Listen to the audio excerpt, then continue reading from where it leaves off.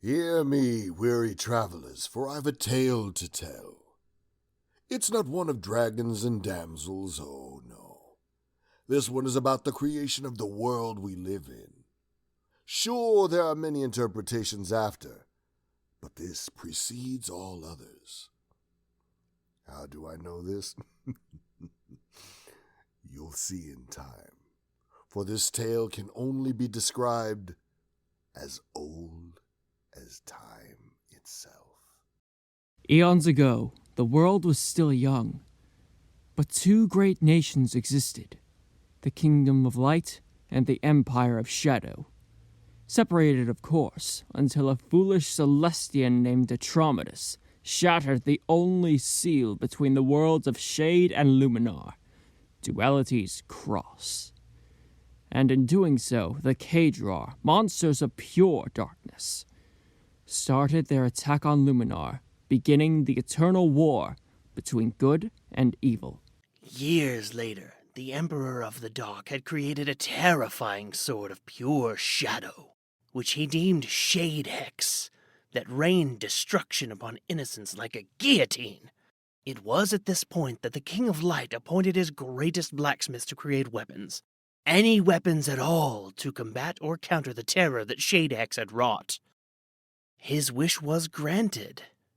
However, since supplies were almost all but exhausted, only 3 blades were made. But in return, they were given great powers that could create, destroy, or restore anything. However, if they were given over to the hands of the enemy, the world would fall into endless discord. As such, they were given the ability to choose their own masters. The Sword of Restoration, Saccharum, presented itself to an Entane woman, who specialized as a healer. At first she was confused, as she never required weapons in her line of work. However, she quickly found that Sacharum's blade, to those who carried light in their souls, not only went right through them, but also made their wounds appear to never have existed. The Sword of Destruction, Ragnavox, came to someone who, ironically enough, did not wish to destroy anything, a Tarak child. The timing of this blade came, understandably enough, during an attack against him by some beasts. When he picked up the blade, it wasn't at all what he thought would happen. For one, he could see their souls were full of darkness, and when he tried to use Ragnavox as a shield, one of the beasts disintegrated upon its touch. Despite having a frightening look, the sword carried good judgment. The Sword of Creation, Indal Skarbur, proved to be the most stubborn, since not one person could lift the sword, as it kept creating very intricate ways of rejecting any and all who tried to pull it from its pedestal. That is, until a curious human stumbled upon the pedestal, which had now become a test in its own just to touch it. It was enough that he could pull the sword from the ground, but the sword revealed its true form only to him. Even the now wielder of the sword can't quite recall how he was able to grasp its handle.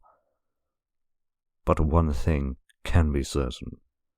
His mindscape was that of an artist, always having new ideas, not to mention bright ones.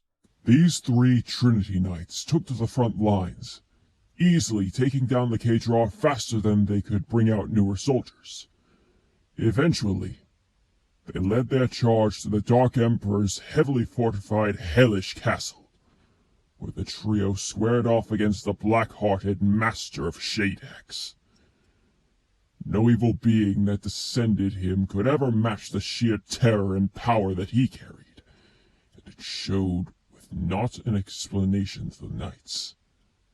However, this did not stop them from vanquishing his body and mind with one full-force attack from all 3. But the soul proved to be too much to handle. When his comrades were felled, the Knight of Creation sent the Swords of Destruction and Restoration to separate corners of the multiverse. And with his own power of creation, he sealed the Dark Emperor's soul to his throne and fragmented Shadehex, as he could not do more than that. With his last remaining power, including his life force, he sent his own sword to the center of all worlds and protected it with a great barrier, stealing it from the reach of evil. Of course, his soul eternally tied to his castle. The Dark Emperor created a vessel able to shatter the barrier.